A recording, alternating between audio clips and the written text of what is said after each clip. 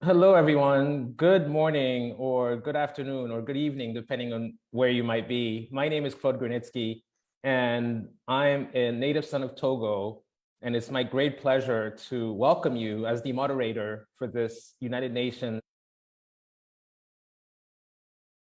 Today's topic, as you probably already know if you're here, is Africa's youth in the decade of action. And I really want to insist on the word action because we're defining action as in, will Africa's youth be actors or bystanders? And that is the topic of today's program. You're here with us for a little bit more than an hour. And I would like to share my great pleasure in welcoming the person who made it all happen and who will give us the welcome remarks. And that is Dr. Vera Songwei. Dr. Vera Songwei is a very well-known Cameroonian economist.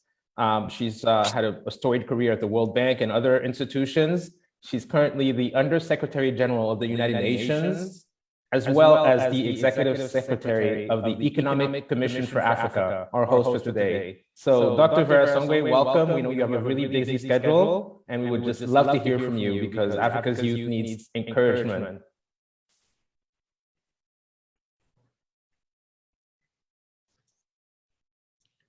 Dr. Songwei, you're on mute. Thank you. No, thank you so much. Can you hear me now? Yes, we can. Wonderful, wonderful. Greetings from Addis Ababa. Thank you for doing this for us, Claude, and welcome to this larger community of Africa's youth. Deputy Minister of Information from Namibia, Minister Theophilus Emma, the founder of the Africa I Know, Assistant Professor Aji Busodian, the Managing Director of Lion Tutoring, Tobo, Christian Leike, good to have you, Executive Director, of course, of Loyok. It is really, really a pleasure. It's been a long time. Many people have put in a lot of effort to bring us together as Africa's youth. I've been waiting and looking forward to this opportunity. Let me start by thanking everybody who worked to do this at the ECA. You know, we at the UN are really trying to see how we can reinvigorate the SDG agenda to make sure that, you know, we don't lose touch of it despite COVID, despite all the difficulties that we're having on the continent. Our Secretary General has put forward a new agenda or an agenda to accelerate that process called the Common Agenda, which essentially says, you know, let's look at where we are and let's see how we can go forward. But there is no way we can go forward on this continent if we are not working with our youth. Africa's youth between now and the next 50 to 70 years is going to be about, you know, almost 90% of our population. We know that Asia is shrinking. We know that Europe is aging, or Asia is aging, Europe is aging. Latin America has already passed its demographic dividend. So we are with Southeast Asia, the two continents that still have, you know, the potential for a demographic dividend that can really benefit the continent. But even on our continent, we have, you know, we know the southern part of our continent and the northernmost part of our continent have probably already gone past their demographic dividend. So it's this middle belt, right, that really still holds the potential for the continent. And we hope that, you know, we can really find in this community, a community that supports each other, a community that talks about what are the opportunities out there, a community that helps us to redefine the continent in a way that is uniquely ours, in a way that says, this is how we, the youth, want to define prosperity for Africa.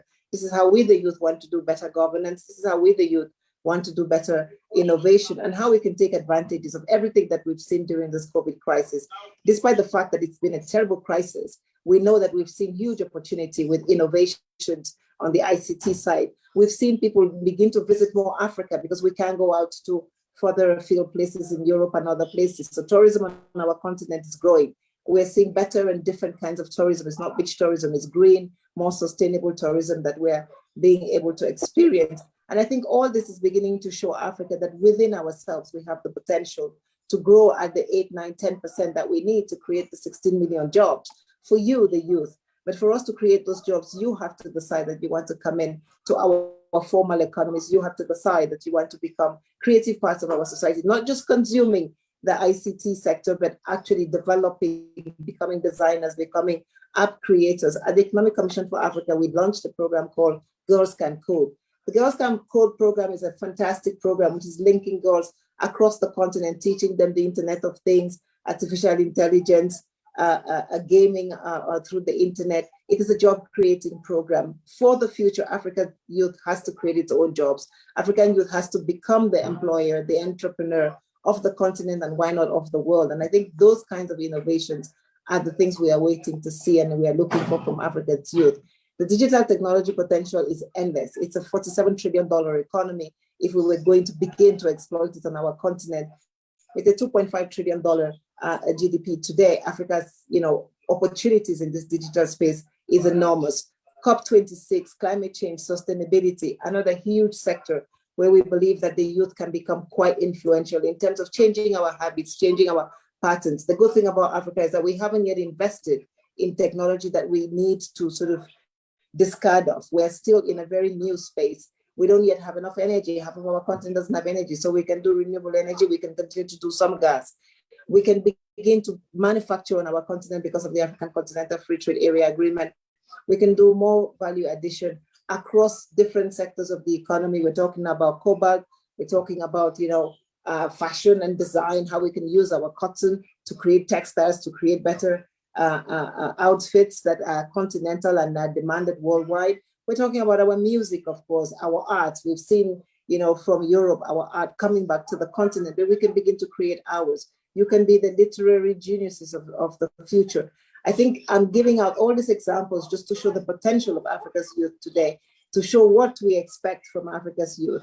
We at the United Nations, I think, are working to see how we can create the policy space for governments to allow for the private sector, to allow for you, young entrepreneurs. We're working on innovation to see how we can secure your innovation, how we can make intellectual property registration cheaper so that when you innovate, you can actually keep your innovation, you can actually get resources out of that innovation. We don't have as many unicorns on the continent today because the policy space is not yet as conducive as we would like it to be. We hope that as we go forward into the future, we can actually create a policy space that allows you to actually excel in the private sector when you do the businesses, when you decide to become entrepreneurs. But we also know that to become an entrepreneur, you cannot do it alone. You must do it as a community. And this is why the Economic Commission for Africa is having this dialogue to say, let's come together. Let's see what we can do together. The Futures Lab initiative that we are launching, the SG wants to create a Transforming Education Summit in 2022. We at the Economic Commission for Africa have just launched a Young Economist Network. All this to see how we can bring the youth more together, how we can make sure that we talk across each countries to bring the continent together in a way that actually delivers first for you, but delivers for the continent. Because if our continent today delivers for you, if our continent creates jobs for you, then it will happen for the whole continent. It will create a more peaceful. We see our continent today as one which is conflict-ridden in many places because we believe the economics is not really adding up. And I think that if you take charge of that economics, if you take charge of creating more businesses, of joining the public sector in a more transparent, public service-driven way, that some of those tensions that we see in our societies today would lessen and Africa's growth trajectory will accelerate to a place where we can actually have a prosperous Africa by 2030. So I'm hoping that with these conversations that we are having today, we are able to begin to create a new community that works towards climate change, that works to digitize our economy better, that works to create jobs, that works for women and equality, so that we can use all the talents that we have on the continent to ensure that we get to a place where everybody's GDP per capita is something that allows them to live in a more with more prosperity and in a safer, healthier environment, of course, as we talk about COVID and how we get out of it. So once again, thank you so much for joining this conversation today. And I hope that this is just the beginning of a conversation that we will continue throughout the next 8-9 years as we try to get to Agenda 2030 and see how Africa's youth can ensure that we actually make it there and make it successfully. Thank you. Thank you so much, Dr. Vera Songwei. I really love how you spoke about conversation, community, creating jobs, which will lead to economic prosperity and economic development for the whole continent. The fact that you're really focusing on youth and inclusive youth by also looking at women and the role young women can play in helping to grow Africa, that is really very encouraging for us. I now want to move to our keynote speaker. And our keynote speaker has been in the news a lot recently, specifically leading up to the UN Climate Change Conference, COP26. And I want to introduce with great pleasure, Ms. Elizabeth Wanjiru Watuti, who is one of Africa's best known climate and environmental activists. Welcome, Ms. Wanjiru Watuti. Thank you so much. My name is Elizabeth Watuti, and I'm an environmentalist and a climate activist from Kenya. And I'm also the founder of Green Generation Initiative and the head of campaigns at Wangari Maathai Foundation. And thank you for the opportunity to address this forum. And I would like to begin with a short story on what inspired me to become an environmentalist, or rather an environmental advocate. And begin by saying that children care in the purest and sweetest way for the natural world, from the birds, flowers, bees, and butterflies, and the trees that they see every day.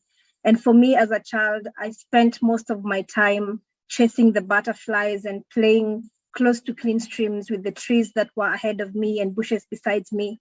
And this was in the most forested region in Kenya, in Nyeri County, which is my birthplace and also the birthplace to the late Nobel laureate, Professor Wangari Maathai. Her passion, love, and dedication to environmental conservation has continued to greatly inspire me up to date. I started growing trees at the tender age of 7, and during this time, Professor Wangari Maathai was the member of parliament in my home region. Along the way, I have also faced ecological grief, witnessing environmental destruction. At some point in my early adulthood, I remember paying a visit to a hill that used to be my favorite when I was still a child. I was so excited, but when I got there, I felt angry and heartbroken, witnessing how most of the huge trees had been turned into logs and stumps. There were no more, and I couldn't understand why anyone would destroy such a beautiful forest. But then I knew that all was not lost. So I learned the art of turning my reactions into action, and also my anger into a hunger to want to do something to address challenges like deforestation and the climate crisis. And so as a young person and a climate activist, I have not been sitting back and feeling helpless. I am not only influencing how governments and big corporations or businesses and other people respond to the climate crisis, but I am also driving positive change by working with others to protect and regenerate those places where nature touches us close to home. As the founder of the Green Generation Initiative, I have been doing what I can. I founded the initiative to be able to create a generation of environmentally conscious individuals. And through this initiative, we are nurturing young people to love nature and be environmentally conscious through ground nature-based solutions that also address food insecurity through food forest establishment. We are also running a tree growing campaign that enhances food security for young Kenyans. And so far, we've grown over 30,000 fruit trees to maturity, providing the desperately needed nutrition to thousands of children. And every day we see that when we look after the trees, they look after us. And this is at a time when climate change challenges such as food insecurity have greatly impacted my country. And right now, over 2.1 million Kenyans are facing climate-related starvation. And I would say that this has not been achieved without challenges. And I know that many other young people share the same frustrations. One of the main challenges has been accessing serious funding to scale up the initiative. As you know, it's never easy to scale up and maximize on the impact being made through youth-led solutions without proper funding or from one small pot of funding to the next. But even more importantly, when the political and economic system in Kenya and internationally is working against you, it's always difficult to be able to continue making an impact. And a very practical example is when on one side of the school gates, the children that we work with are planting trees, but on the other, they see developers cutting down primary forests. And beyond Kenya's borders, countries are continuing to burn fossil fuels and degrade ecosystems, which will make Kenya's climate uninhabitable for these same children and the trees that they're planting. This is the case for so many young Africans. And I know many other inspiring young African activists who are also doing remarkable work on the ground beyond influencing the world to also take immediate action. And I just want to name but a few, like Vanessa Nakate, who is installing solar systems in schools and institutional stoves in Uganda. We also have a young lady called Ramina Pollet from Kenya, who is making biodegradable bags and products from the water hyacinth in Lake Victoria. Adenike Oladosu, who is running community education forums in Nigeria while protecting Lake Chad. And there's also Remy Zahiga, who is working to protect the world's second largest rainforest, the Congo rainforest. And that's just to name but a few. There are so many others doing remarkable work. And I do appreciate all of you, including those that I have not mentioned. We see you, we hear you, and we will together continue fighting. But it is challenging when decisions being made by their political leaders or decisions being made elsewhere are undermining these efforts of young people. I'd like to thank UNECA for hosting this event with young people. It is important to recognize the positive role that young people are playing already. I also recognize the UN's push to elevate young people more widely, including a recent invite by the UN Secretary General for us to meet him at COP26 alongside fellow young climate activists like Vanessa Nakate, Eric Njuguna, Mitzi, Nicole Becker, and Greta Thunberg. Most of us share in the same frustration of not really feeling heard. So we need to do so much more to achieve proper representation of African youth. For example, looking back at COP26, some young people, including myself, were given a platform to speak, but we still see that the interests and voices of young people are not present in the rooms where the real decisions are being made. So we have a very serious issue of intergenerational inequity. By definition, all of the levels of power are held by people above a certain age, and it's mostly over 40 or 50 years old, because these are the people who are believed to have been in the workforce the longest. But the greatest consequences of their decisions today will be borne by young people and those who are yet to be born, and in particular, those in Africa. And there's nothing that's forcing older people to take younger people's interest into account. So for me, youth engagement doesn't mean inviting young people onto panels. Serious youth engagement means internalizing the fact that young people and future generations have got the biggest stake in the decisions that are being made today, and then centering their voices and interest in decision making. Every time a decision is being made, leaders must ask themselves, will this decision be good for today's children and those yet to be born? And children and young people must be in the room to share their own views on that question. Right now, I don't have direct experience of working with the UNECA, so I will not say what they could do better in terms of youth engagement. This is a question that all big institutions, including UNECA and the UN more widely, need to ask themselves in a deep way. But I have some questions for UN employees and also decision makers in the audience to consider. And the first question is for the decision makers in the audience. Are the policy decisions you're making in your countries really in the interest of young people and children? Are you centering their voices and interests whenever you make a decision? And my second question is to UNECA or the UN employees as well. Are you doing all you can to ensure that the decision makers you interact with are taking decisions that are in the interests of young people and the children? And could you go further? I'll just conclude by saying that every day I'm inspired by young people who are refusing to be victims and who are every day working tirelessly to deliver solutions and to advocate for a livable world. I always see a whole generation of humans who are pouring their energy and all their creativity into regenerating a dying world.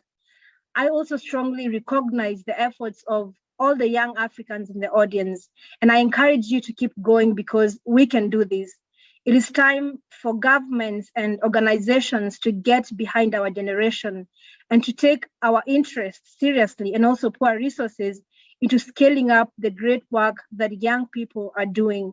Let's move beyond tokenism into serious collaboration. And that's the way that we are going to make sure that we are supporting young people, and together we are going to put people and our planet above profits and make the right decisions. Thank you very much. Thank you, Elizabeth Watuti, for your inspiring words.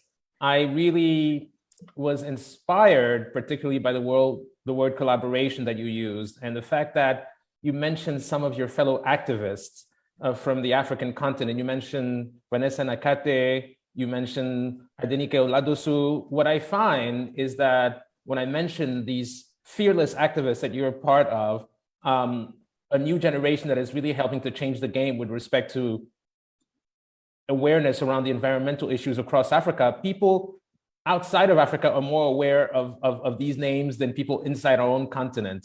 Vanessa Nakate was on the cover of Time magazine, and I was speaking to some people in Togo and Benin recently. They never heard of her. And it's interesting that we can shine a light on the work that you're doing because you're speaking with passion, you're speaking with conviction, and more importantly, the way that you spoke about the role of the United Nations and the role of power in government means that you're really speaking truth to power, which I find really interesting because when I was growing up as a boy in Togo, we were not allowed to speak up. You know, only adults could speak. And now I find that, again, your fearlessness is really driving the conversation and bringing many, many different stakeholders to the table. So again, thank you very much for your words of wisdom. And we look forward to continuing the conversation for a very long time until actual solutions can be found and actually change can come to the African continent. I actually produced a documentary, an award-winning documentary called The Great Green Wall, which is about a wall of trees, an 8,000 kilometer wall of trees that is being actually planted from along the Sahel from Senegal all the way to Djibouti in the east. And again, I find that many Africans have never heard of this project, which is one of the major projects of the African Union in partnership with many different states and also the United Nations. So again, thank you for raising the bar on our conversation, which really sets the tone for the panel that we are about to embark on. And it's really about the Sustainable Development Goals. So a lot of people talk about the SDGs, but many people don't actually know what these SDGs means. So these Sustainable Development Goals, all 17 of them, are very much fodder for conversation in conferences such as this one. But we're going to look to unpack what this means for Africa and for African youth. And I just want to maybe start with a simple definition before I welcome our panel. And if we're going to just really simplify it to its core, the Sustainable Development Goals are a call for action by all countries, poor countries, rich countries, middle-income countries. And the goal is to promote prosperity while protecting the planet. So again, what you said, Elizabeth Watuti, about the central role of people in protecting the planet is something that I believe that many Africans, young Africans and older Africans, also need to take into consideration. So with that as the background for our panel, I would like to welcome my panelists who will be discussing the theme, Africa's Youth in the Decade of Action, Actors or Bystanders. Again, my name is Claude Grunitzky. I'm an entrepreneur from Togo. I was born in Togo and I've been a media entrepreneur. I created several media companies, Trace, True Africa. And right now I'm working with MIT to launch True Africa University, which is an online learning platform that is all about the Sustainable Development Goals. And it's my honor to welcome my four panelists today. And we will start with ladies first, obviously. And my first panelist is the Honorable Emma Theophilus, who is the Deputy Minister of Information, Communications and Technology of the Republic of Namibia. So I will ask each panelist to introduce him or herself in 1 minute or less, and then we're going to get into our discussion. Dr. Vera Songwei still here. Thank you for listening in. We know you have a busy schedule. So now I will ask the Honorable Emma Theophilus to introduce herself. Welcome. Thank you so much, Claude. A very good afternoon from Windhoek, Namibia, to all the panelists and all the listeners who are listening to this very important discussion today. I'd like to give a great shout out to Elizabeth for such a powerful speech and a call to action for all of us in all our spaces and all our spheres towards the agenda for young people across the world, in Africa in particular, as well as to really accelerate our efforts in achieving the Sustainable Development Goals.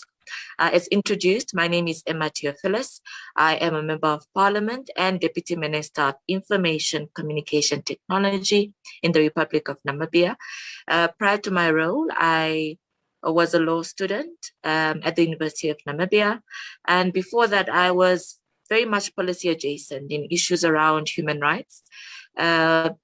Co-founded a few organizations related to sexual reproductive health and rights, and the potential of young people being actors and participants in decision-making processes in our democracies. And I'm very happy to be here and to indulge in this conversation. Thank you very much.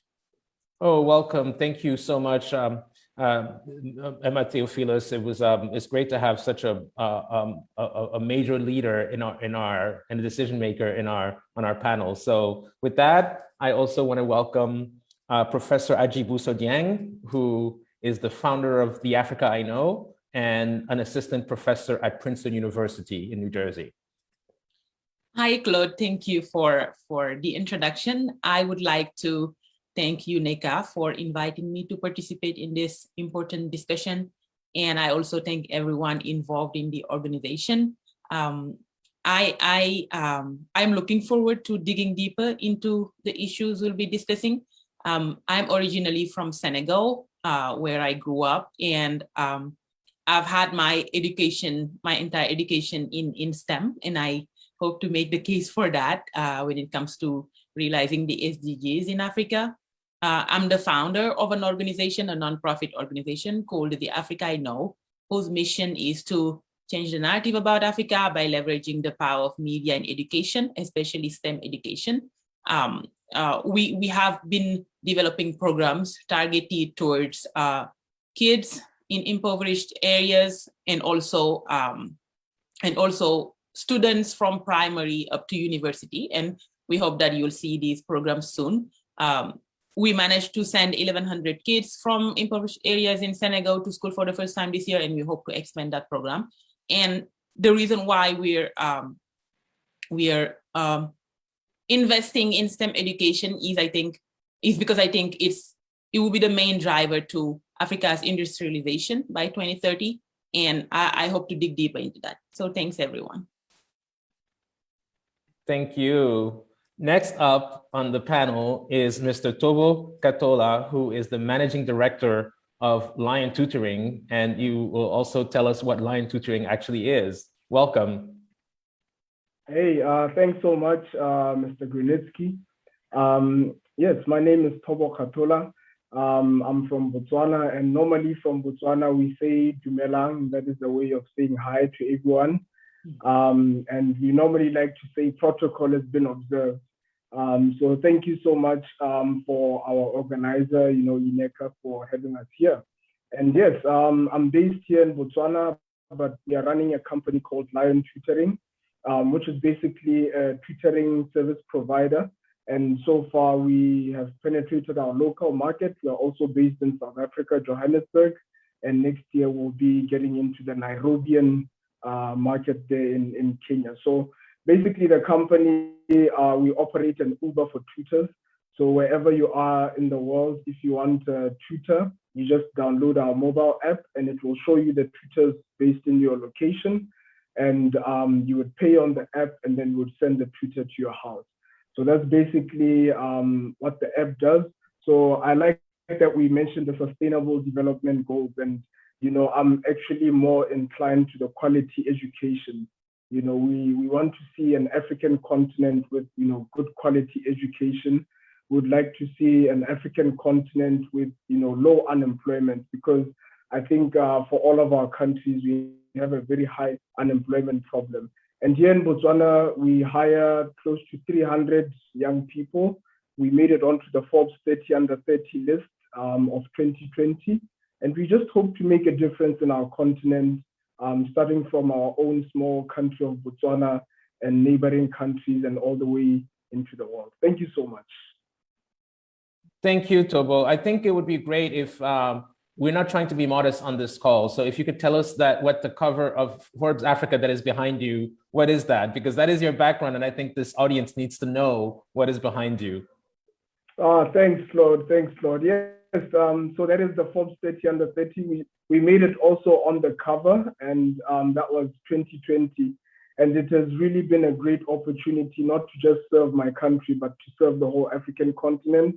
I was in Dr. Dieng's neighborhood a few months ago for the AFCFTA in Senegal. So I'm really humbled to serve our whole entire continent. Well, thank you and congratulations. Our final panelist is Mr. Achaleke Christian Leike, is the executive director of Loyo Cameroon. And so we would love to hear about Loyo Cameroon and hear about your own background, Mr. Achaleke Christian Leike.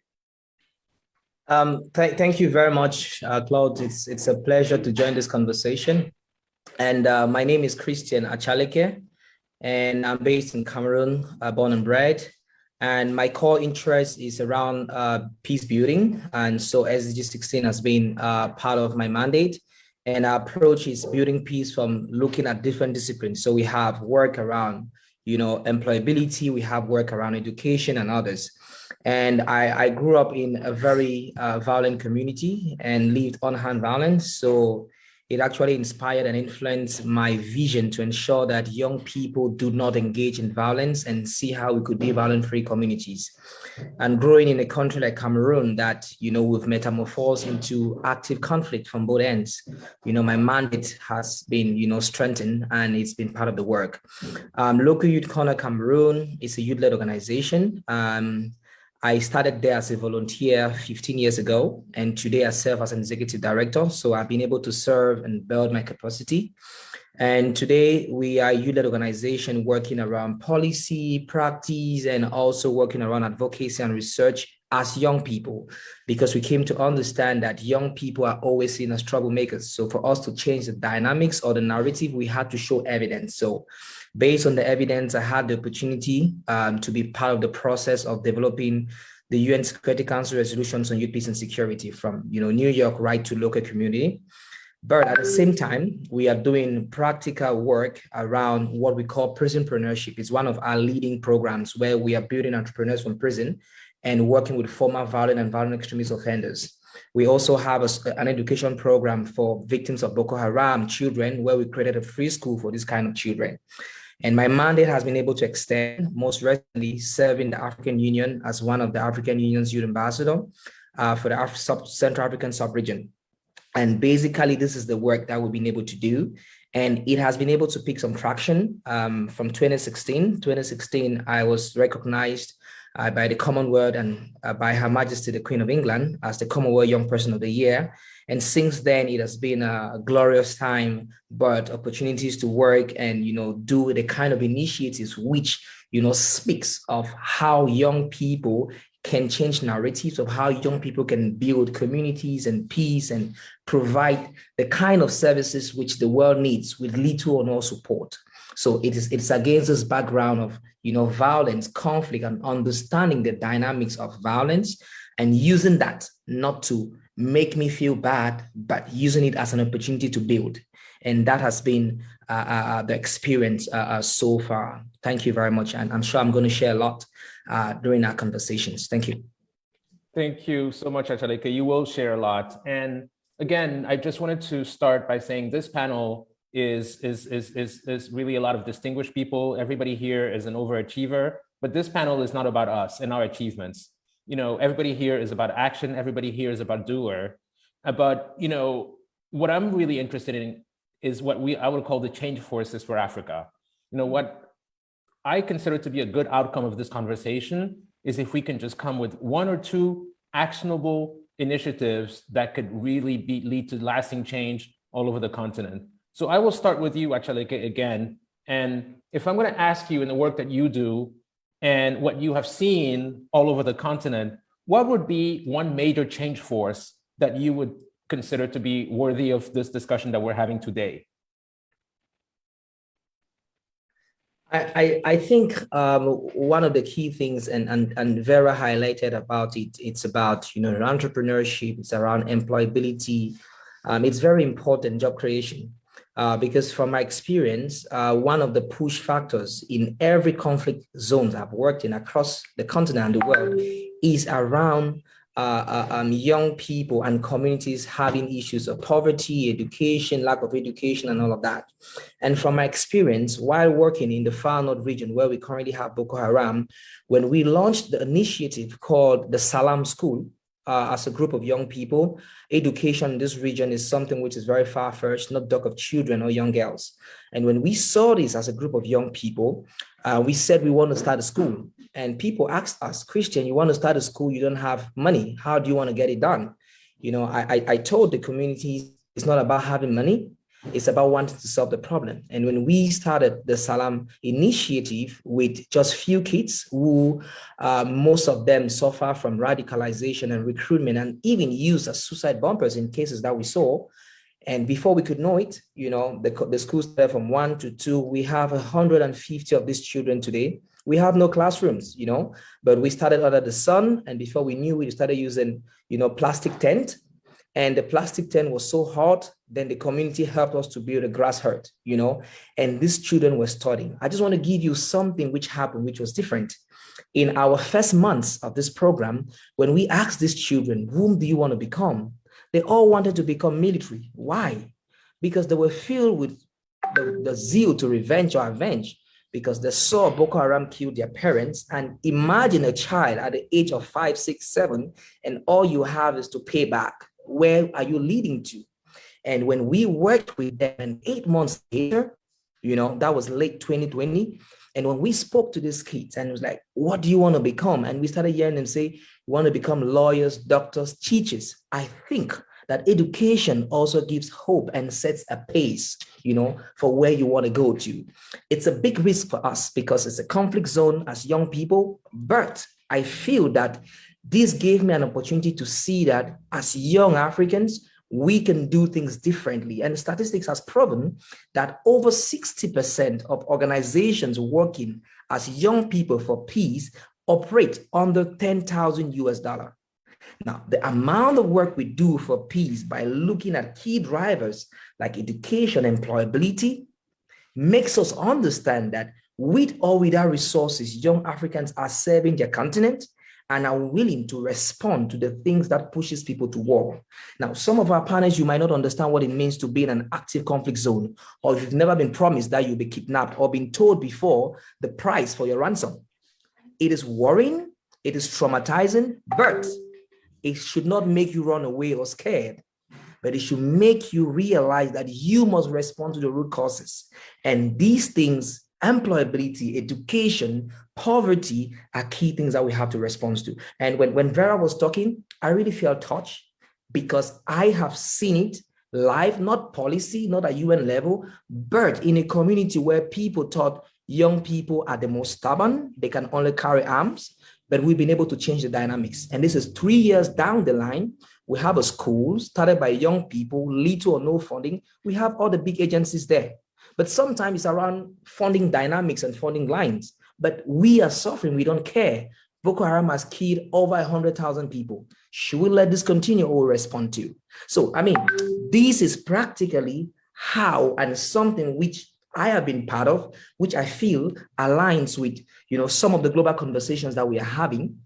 And from practice and evidence, I feel that working to promote education, provide education to those who are even more vulnerable to conflict and violence is the best thing that can happen, to a group of people, Claude. I mean, these are just some thoughts I wanted to share. Well, these are important thoughts because it starts with your own experience, peace building. It starts with witnessing what's happening in active conflict zones, and it leads to education, which is what I would call the big change force that is coming out of what you just said right now. What do you want to become? These are very powerful statements. And then you also said young Africans can do things differently. This is really what I'd like to focus on in my transition to Emma Theophilus and the conversation around what she's been doing at the government level in Namibia. Some people forget, and I always say this, that there's more children born in Nigeria alone than in the entire European Union, even if you include the UK, which has now left the European Union. So this is huge growth, right? 60% of the population is under the age of 25. Yet, if you look at the world's poor, the entire world, the poor people, half of them are still in the African continent. So you have big responsibility as government officials and as policymakers, as members of parliament, Emma Theophilus. How are you harnessing the power of technology to provide education, employment solutions for young Africans, and actually starting with your own country, Namibia? Thank you so much, Claude. I think I first want to speak about two change forces, I think, would move the continent in terms of actually realizing the SDGs. One, on this African continent, we need to increase the ability for young Africans to have access to the global digital economy. This means making mobile phones more accessible, making data more affordable, and then allowing that ripple effect to reclaim back and innovate our collective African creativity industry. I think there is so many gains we are losing as young people who are born in the time of technology, who understand how technology works, who appreciate its valuability, and we're not necessarily harnessing that benefit now. Then the second one would be young people in positions of decision making. I don't know if you know this, Claude, but I was appointed last year as a member of parliament and a deputy minister at the age of 23. So amongst all members of parliament and people in the executive, I'm the youngest by far on the continent. And this is a new space and a new realization that young people, being majority in terms of population on the continent, need to have positions of decision making. They need to sit at these tables with no delay. And this is the intergenerational inequity Elizabeth was talking about, that young people need to be at tables where the future is being discussed and shaped. So that is really where I am as a member of parliament, as a policymaker at this point in time. But I do want to say, in terms of then finding a way to, one, have not only champions who understand that more young people need to have a place of decision-making tables, but actually rally behind young people's participation in these areas. For example, during the pandemic, we saw that this global health crisis saw us quickly transitioning to technology and its benefits. One, in our country, for example, in Namibia, we made sure that the government-run telecommunications companies reduced data costs for both students and those that are going to transition to working from home. And that, of course, increased traffic, and that we saw fault lines in terms of the capacity our telecommunications infrastructure can hold in a country of just 2.5 million. So we have, with the lessons learned over a period of only 12 months, embarked on upgrading our infrastructure so that we're able to give quality network connection to our citizens, but also more affordable and accessible to every person, including young people who are finding more innovative ways on how to make an income on online spaces, because traditional jobs, unfortunately, cannot absorb everybody.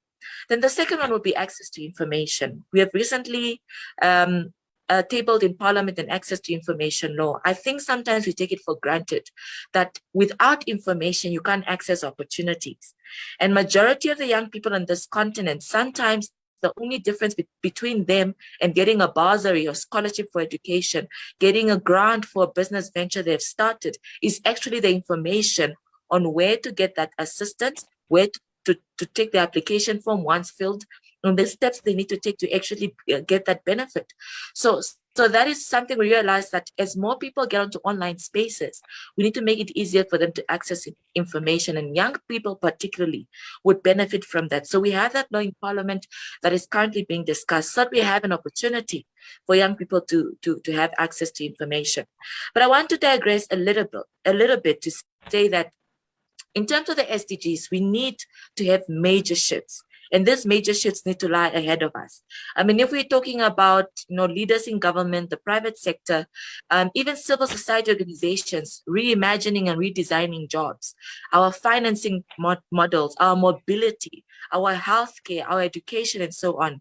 The new understanding is that we need to allow emerging technologies to not only guide us in the opportunities that lie ahead, but also to decide that as young people and old people, we need to have collaborative efforts in the way we take decisions that impact young people. It needs to be all systems that need to be guided by both generations. Otherwise, we'll have a 60% of the population on this continent continuously lagging behind, continuously being frustrated, and not being put on the table, decision-making tables for them to take decisions. I often say that young people that are angry and that are frustrated are an unguided missile. And as a continent, similar to what my brother from Cameroon said now, peace, you cannot build when there's no peace. And if we have young people who are unguided missiles on this continent and we're threatening through their frustration, the systems we've put in place to only benefit a few, we are unable to move the needle. So we need more young people in decision-making processes. Emma Theophilus as one young person in a parliament, and as one young person in executive committee of members of cabinet ministers and deputy ministers is not enough. We need more Emmas on the continent to move the needle. Otherwise, my voice will continue to be drowned in the voices of those who have been in the system for longer. Thank you, Claude. Well, thank you for that. And I want to stay on this topic of youth and inclusion. And I want to go also into the topic of technology. And what you said about generating more income through access to information is really important, because we're living in the information industry, and a lot of the frustration, the pent-up frustration that I would call it, that is building on the African continent is a lot of young Africans are now finding ways to educate themselves with online tools, yet they found themselves unable to secure a job or generate income, as you said. So in your strategies for providing more tools for information for the youth, how do you create a mechanism where this education can actually lead to either employment or entrepreneurship and just kind of income generation? A very good question. So can I maybe before Emma, before you come in, I just wanted to say thank you all so much. I've been listening with a lot of enthusiasm. I think we will take many of your points forward. We need more Emmas, we need more Claudes, we need many more of many of you are on the panel today. And I hope that we can continue with the Economic Commission for Africa to work together to see how we can include you in many more of our activities as we have done today, and to see how you can tell us what we can do more, better, and differently. Achaleke, I hope that we can continue education. Education is key. Hopefully that we can follow up on a few things, see how maybe with your experience in working on conflict and conflict affected areas, we can take those stories further afield and help others that are also in the same situation. But once again, thank you so much. And I look forward to continuing this conversation with you. In the meantime, have a happy holidays, happy New Year, happy Christmas, wear your mask and be safe. And hopefully that we can talk very early in the new year. Thank you again so much. Thank you. Thank you, Vera. Thank you so much, Dr. Songwei, for this opportunity. So Emma, education for employment and education for entrepreneurship and education for income generation. Yes. So I think the first one, I would say in terms of access to information, I want to just go back to a project I recently concluded, which is called Bring a Buddy to Parly. So it's an initiative to bring young people closer to Parliament and closer to democratic processes. So that's one way I've managed to create a network of young people I can actually have connection to assist them in any ventures they have. And so far, you have young people who just need somebody to facilitate an email between them, their venture, and a potential funder of their innovative idea, or young person to connect them and to a potential bank that can give them a grant in actually accessing the financing they need to run their program or project. So that has been one.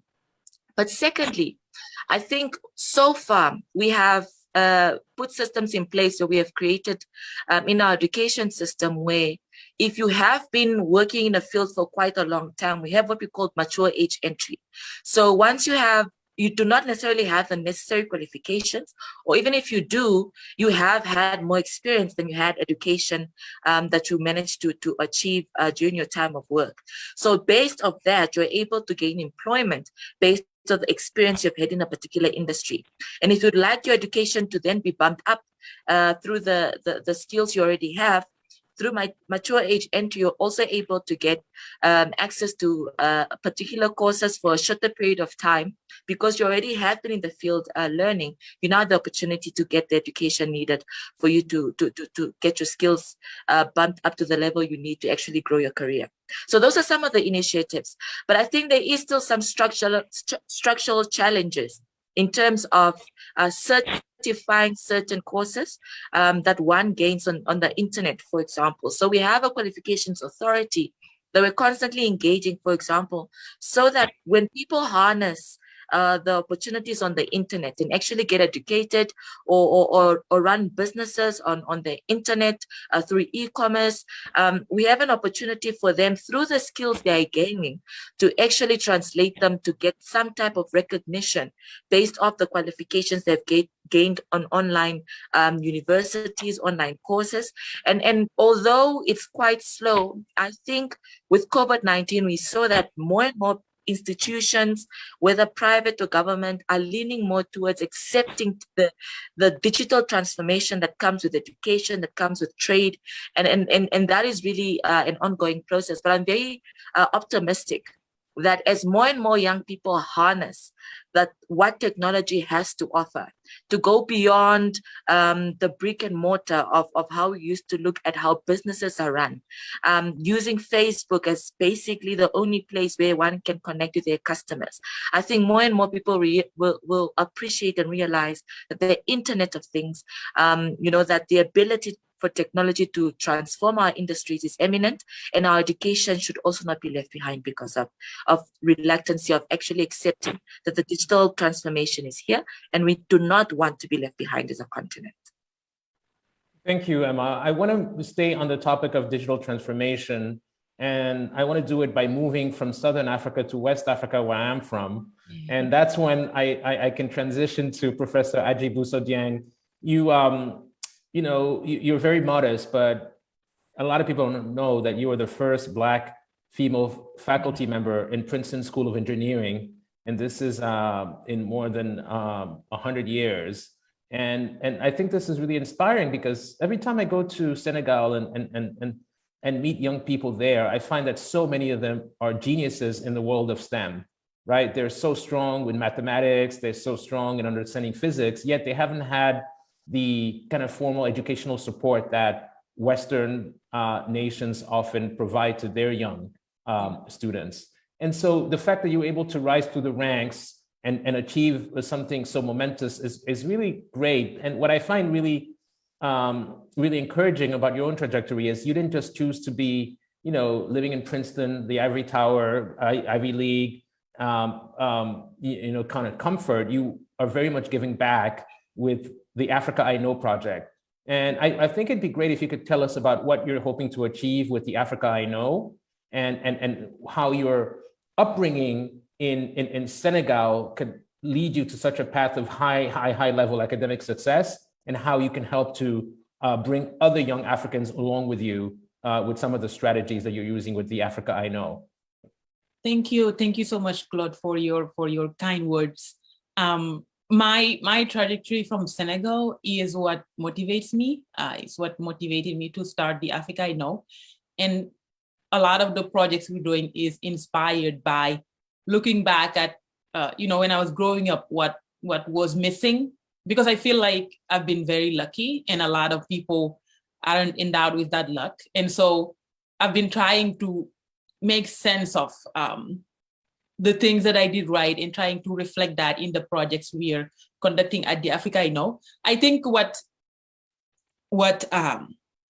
missing right now on the continent is investment in STEM education, and that is the main focus of the Africa I Know.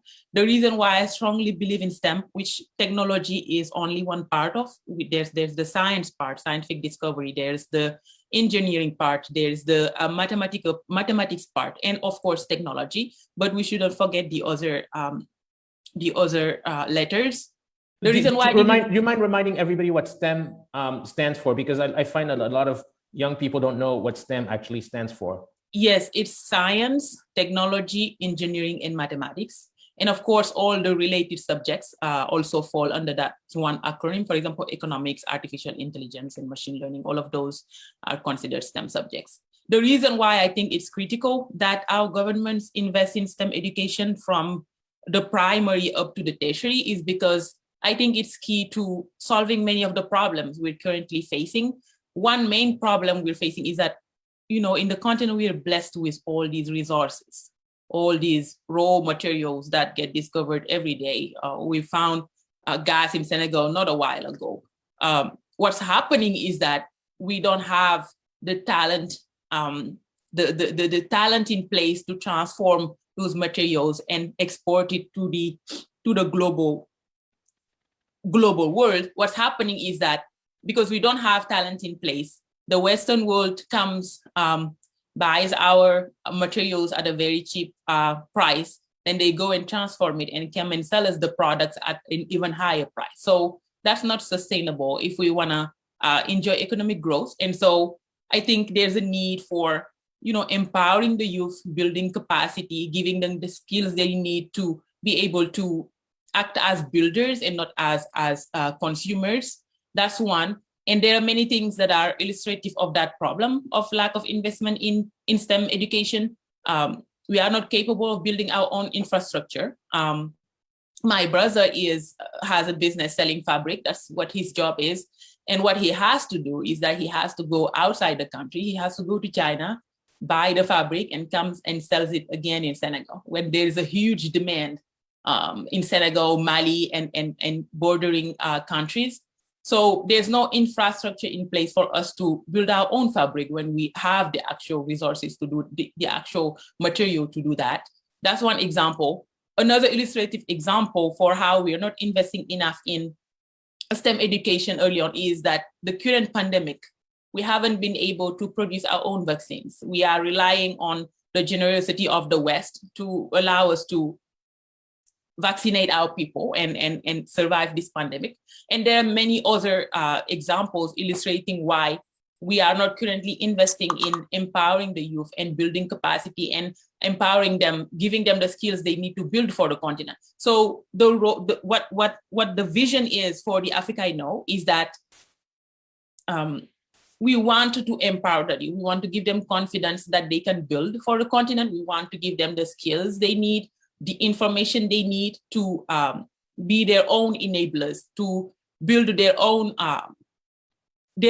tools, their own projects, their own vision for the continent. And I think one way to do that is making education, STEM education, accessible freely at no charge, sharing insights when it comes to the different fields of study that are there in STEM. You know, there are many things. There's physics and its several branches. There's engineering and its several branches. There's computer science and its several branches. There's artificial intelligence, which offers a huge opportunity for the continent, including for key sectors like manufacturing, healthcare, even the climate crisis right now. And so the vision is to set that in place so that the youth has the skill they need to build for the continent. Let's say the second, Aji, and ask you about a key word that's been coming up in this topic that we're exploring today and hopefully finding solutions for, which is affordability and the word free. So yes. How can we do this? I mean, what I'm doing with True Africa University is creating an online platform so that people can access the courses from their home But the issue of data often comes up because the video part is becoming so expensive that a lot of people just tune into these sessions without putting on the video, which means that they get a lesser experience.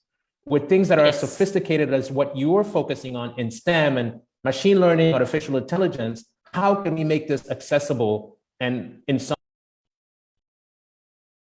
There's accessibility in terms of, digital accessibility, meaning, access to electricity, which is very basic, and access to the internet. But there's also accessibility in terms of language barriers.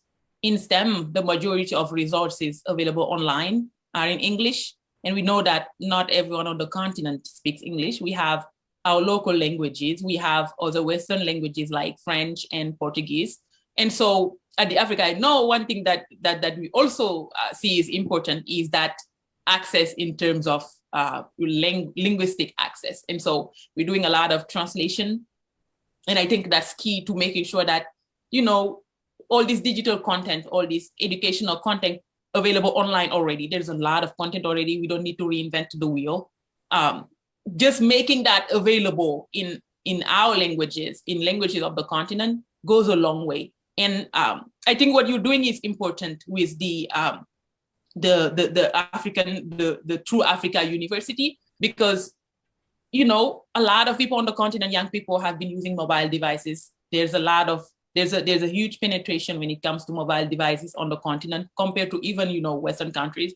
So that's very encouraging, and that's an opportunity that we should leverage to actually power education through that. And so I think these initiatives, EduTech, digital education, are the things that we need to be investing in more, but not forgetting that there's financial access. So people may not even have the price to buy a computer or mobile devices. So that's up to governments to empower us on that front a little bit more. And Rwanda has actually started an initiative distributing mobile devices to its citizens, which I think is just awesome and needs to be replicated. And there's access when it comes to internet electricity access, which also is up to our governments to do. Many other countries outside the continent have solved that problem of access to electricity and internet. So we should focus on that. There's also access, like I said, linguistic access, which is not being which is not being discussed, and which is a huge problem. There's a huge language barrier across the continent. We all speak different languages. And there are people in remote areas, in villages, who don't speak the languages of the West. And so we need to figure out how to have these educational resources accessible to them. Yeah. Well, that's really wonderful, because you're talking about using tools and making them accessible and finding ways to create new opportunities with these tools and the accessibility. And with that, I want to move back to Southern Africa and really ask a question to Tobo Katola around the work that he's been doing with Lion Tutoring, which is now serving thousands of young Africans. So in your assessment of this change force that has emerged from this talk, which is really education and digital tools for education that can lead to employment, what are you seeing as the skills that are really needed at this moment to confront the challenges of the 21st century, specifically in a world where COVID has decimated some of the middle classes in our African countries, and young people are sometimes feeling like the odds are stacked against them all over the continent? Yeah, thank you so much, Mr. Grunitzky, once again. And I think it's good that I spoke before Honorable Theophilus and Dr. Dieng, because there's a lot of things that they spoke about that really resonate with me, especially when you talk about collaboration, when you talk about the Internet of Things, when you talk about the Fourth Industrial Revolution. So really, the COVID has really exposed, the way that we do things. Particularly, I'll just speak of education. Some of the skills that really we're training for are skills that are sort of redundant, because we've seen through the COVID, people are starting to work from home, the Fourth Industrial Revolution. So imagine if somebody is is doing things the conservative way or selling things the conservative way. They were obviously affected by the lockdowns, etc. So I like what you're saying, that we really need to look out into our education systems. What are we really building for? Especially now that COVID has affected most of these industries. But I'd like to particularly talk about collaboration as one of the changing forces that Claude has talked about. Collaboration is something that even in Africa we don't really get to collaborate. It's only when I went to Senegal that I saw that they have some of the nicest mangoes. And in Botswana, most of the mangoes that we have, you'd see that they're coming from Spain or coming from Greece. Once they package it, they'll say packaged in Greece or Spain. But Senegal has nice mangoes. So which sort of brings me to the, African free trade area. I think that is something that we really need to get into, because if it's in full effect, you're looking at a population of 1.2 billion and 3.4 trillion GDP. That, if we can trade amongst ourselves as Africans, we don't really need to look to the West. I can even see on our screen talking about vaccines. Our country, for instance, had vaccination for cattle, and we had some of the best vaccines for cattle. And the infrastructure is there, the technology is there. I know it's not the same, but that's something that we could start working on to sort of have a vaccine in our continent. So really, collaboration is something that we need to look into. How do we do business with other parts of Africa, other parts of the continent? And in terms of youth, at Lion Tutoring, we sort of looked at the value chain of education, just responding to what Claude has asked. And we looked at, in the value chain of education, some people are providing uniforms, some people are providing stationery, even digital sort of, marketing. So at Lion Tutoring, we normally prefer to work with other young people, and we're unapologetic about it. We always look to young businesses first before we can get to do business with, already established, big companies or giants in what we're doing. So we always prefer to do business with young people, just to empower them. Of course, sometimes the quality might not be as good, but who started off with really good quality in what they're doing? It's just through the support of other businesses that we are where we are today. So I think collaboration is something we need to really look at. I really resonate with what Honorable Theophilus talked about in terms of data. Countries that are most innovative in using technology, we can see that their data costs have been reduced, and in the context of Botswana, we still can get 1 gigabyte of data for something like $0.1, which is quite expensive from countries like Kenya, countries like Rwanda, where the data costs have been taken really low, and that is sort of a leverage to help young businesses to be able to innovate, to be able to play in the digital space. So if there's something you can pick from me, is just collaboration. We try to collaborate as much in the context of Botswana, but even in the context of Southern Africa. One of the biggest schools that came into Botswana a few months ago, it's actually based in South Africa, Nigeria, and Kenya. They wanted access to our markets, to our database. So with the consent of our customers, we provided it to them in exchange for their database in Fenton. That's how we were able to penetrate into the South African market. Of course, with the POPI Act, Personal Protection Act and all of that, we're able to go around it. But, collaboration is something that is really big and dear to my heart. My change force. Yeah, though that's a great change for us, because we can't do anything if we're divided. And I'm very, very happy, Tobo, that you mentioned the African Continental Free Trade Area. I was hoping somebody would mention it, and I thought you might.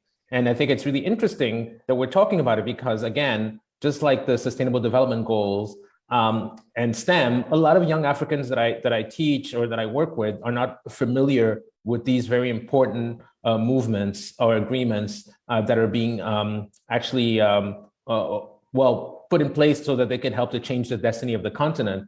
Even if we look at the United Nations Economic Commission for Africa that is hosting this online summit today, the estimate from the UNECA is that the agreement, the African Continental Free Trade Area Agreement, will boost intra-African trade by 52% by 2022, by next year. So that's a very ambitious target, and that's an ambitious and generous estimate. However, it can do it, and it can happen, and we can do it together.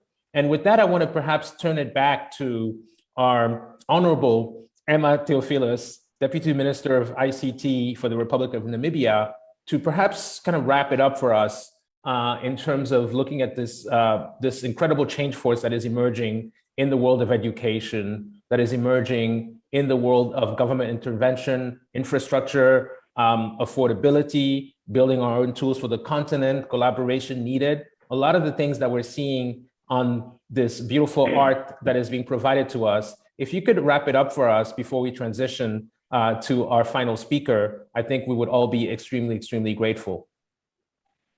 Thank you so much, Claude. Incredible insights by Dr. Dieng, by my brother Topo from Botswana. The truth of the matter is, one, as a continent, the investment in young people will realize our ability to achieve the Sustainable Development Goals on the continent.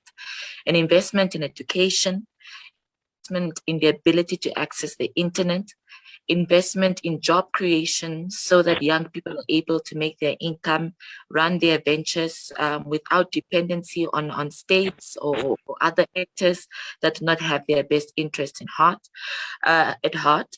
The ability to collaborate, especially where decision making is concerned. The future of our continent, having more young people at tables of decision making so they're able to guide those are currently majority in spaces of decision making on what the future looks like for young people, because the future belongs to us.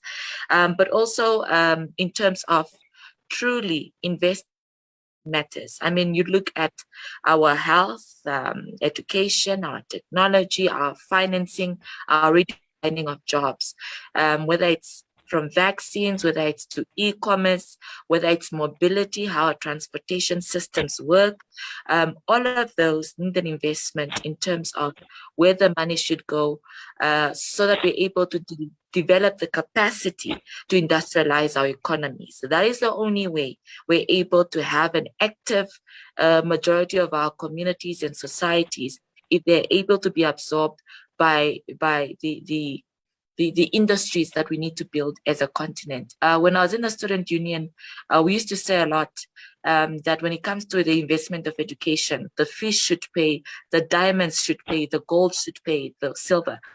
We're basically saying is that our natural resources, our raw natural resources should be the ones to develop our countries and to industrialize our economies. That is the only way we can fully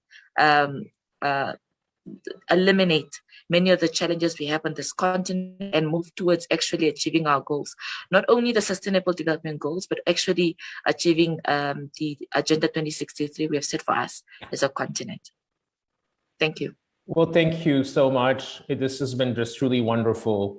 I really, really have appreciated the candor, the optimism, but ultimately we can't just be cheerleaders. We can't just be Africans expecting white people to come and save us in Africa. What I'm hearing is we're taking the destiny in our own hands, the destiny of Africa in our own hands, and we're going to be empowering Africans so that we can't just be expectations of handouts coming from foreign nations that have actually no real vested interest in the success of Africa. So this is giving me a lot of hope. And I want to really wrap it up today by welcoming in a pre-recorded speech our final speaker with the closing remarks today. And that person is Miss Jayatma Wickramayinayate, who is a UN Secretary General's envoy on youth.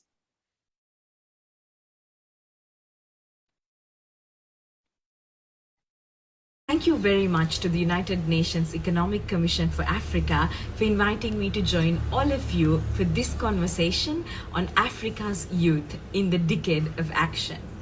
It is truly a pleasure to address such a diverse group of young leaders from all over the African continent for this very important event today. As the United Nations Secretary General's Envoy on Youth, a core part of my mandate is to bring the United Nations closer to young people and bring young people closer to the United Nations. The greatest tool that I have to do this work is Youth 2030, the United Nations' first ever system-wide youth strategy. This strategy envisions a world in which the human rights of every young person are realized, a world that ensures every young person is empowered to achieve their full potential, and a world that recognizes young people's agency, resilience, and positive contributions as agents of change. We have seen some significant progress on these fronts over the recent years, including here in Africa, but we still have a long way to go to ensure better youth representation and participation across the board in our work. We need to put an increasing emphasis on elevating the voices of those young people who are often left farthest behind, including young women and girls, young persons living with disabilities, young LGBTIQ+ people, indigenous youth, and young refugees and migrants. In many ways, we are at an inflection point in history. The COVID-19 pandemic has served as a wake-up call, and with the climate crisis looming, the world is experiencing its biggest shared test since the Second World War. Yet, even in these difficult circumstances, young people like yourselves have always been stepping up to the challenge. Here in Africa, I have been inspired to have the opportunity to engage with many young people who are taking leadership in finding solutions and advocating for positive transformational change. It is young leaders like you who will play a critical role in challenging the status quo, building peace in your communities, and setting our world on a track for a better and a more sustainable future.